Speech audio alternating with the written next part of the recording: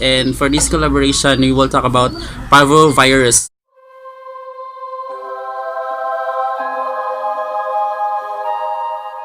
Parvovirus, or also known as parvovirus. This virus is highly contagious virus that can affect all dogs, but unvaccinated dogs and puppies are the most at risk.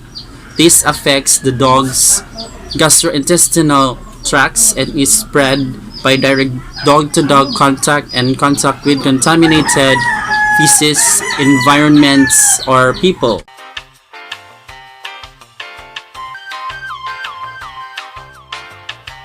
Lethargy, loss of appetite, abdominal pain, bloating, fever or low body temperature, vomiting, bloody, diarrhea.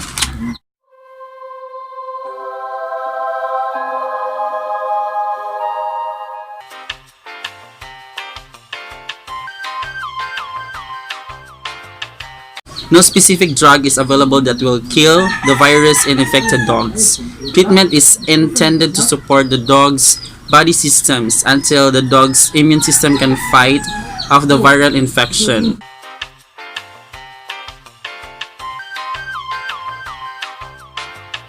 We have vaccination and good hygiene at critical components of prevention. So hygiene is the key. So clean everything, clean your house, the dog's cage.